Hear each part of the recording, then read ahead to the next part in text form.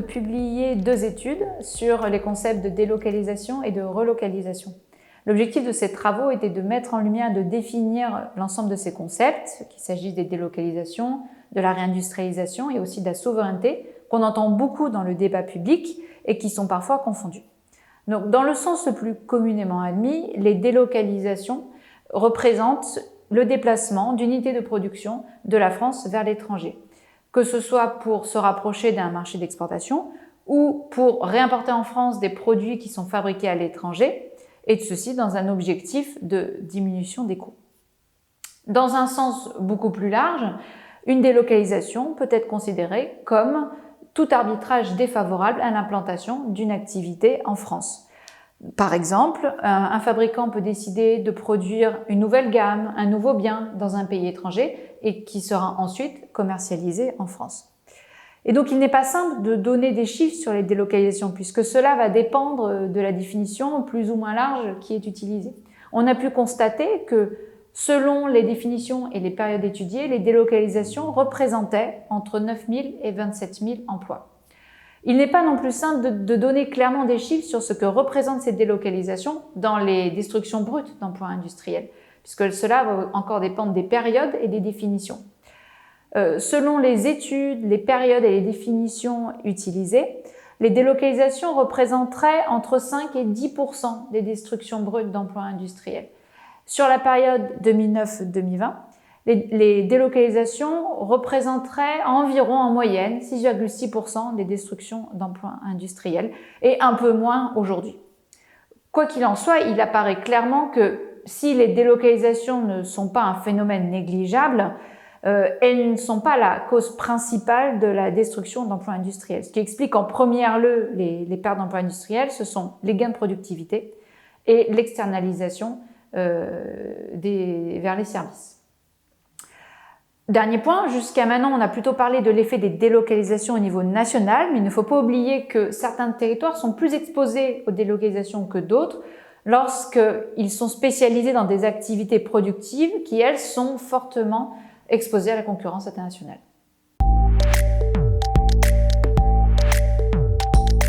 Les relocalisations, c'est-à-dire le retour sur le territoire d'origine d'entreprises qui ont délocalisé à l'étranger, c'est un phénomène qui est assez marginal. D'abord, les entreprises qui ont délocalisé à l'étranger pour accéder à des marchés, donc au marché étranger, au marché chinois par exemple ou indien, ces entreprises-là n'ont pas vocation à relocaliser sur le territoire national. En revanche, celles pour qui les relocalisations peuvent se justifier sont celles qui ont délocalisé pour des raisons de coût. Et là, disons qu'il y a 2 principales configurations, soit des entreprises qui sont déçues de leur délocalisation, soit parce qu'elles constatent des coûts de production cachés liés à des défauts de fabrication ou à des coûts de transport plus élevés que prévu. Soit une deuxième configuration possible, c'est celle d'entreprises qui souhaitent développer des produits de gamme supérieure et qui décident donc de rapatrier leur activité ou une partie de leur activité sur le territoire national. Malgré tout, les relocalisations restent rares. D'ailleurs, il y a une étude de la Direction générale des entreprises qui a montré qu'entre 2014 et 2018, on avait observé seulement 98 cas de relocalisation. Donc c'est dire à quel point le phénomène est rare. En plus de ça, il faut avoir à l'esprit que les relocalisations sont souvent le fait d'activités automatisables. Donc on relocalise à condition de pouvoir automatiser, ce qui signifie donc que ça n'a pas un fort potentiel de création d'emplois. Donc si par réindustrialisation, on entend augmentation de l'emploi industriel en France, la relocalisation, elle apparaît plutôt comme une réponse partielle. En revanche, il y a d'autres motifs de relocalisation, notamment liés aux questions d'indépendance stratégique. Parce que ce que la crise sanitaire nous a montré, c'est que la France était finalement dans l'incapacité de fournir à sa population des masques. Ce qu'on a aussi observé, c'est que les principes actifs de certains médicaments n'étaient parfois plus du tout produits en France. C'est notamment le cas du paracétamol, dont les principes actifs sont produits à 80% par la Chine et par l'Inde. Donc de ce point de vue-là, les relocalisations ont un sens, elles se justifient. Parce que la résilience d'une économie, elle repose sur la capacité qu'un pays, qu'une économie a à produire elle-même des biens dits stratégiques. Mais c'est évidemment pas la seule solution. La relocalisation peut contribuer à la résilience de la France, mais il y a d'autres possibilités, d'autres solutions. La constitution de stocks stratégiques, là aussi, ça nous a fait défaut pendant la crise. Nous n'avions pas de stock suffisant de masques. Et puis une autre solution, c'est la diversification des sources d'approvisionnement. Parce que quand on est dépendant d'une seule entreprise ou d'un nombre restreint d'entreprises, qui plus est à l'étranger, notamment en Asie, c'est un risque de fragilité important pour les entreprises. Donc la relocalisation, oui, c'est une solution, notamment pour les questions d'indépendance stratégique.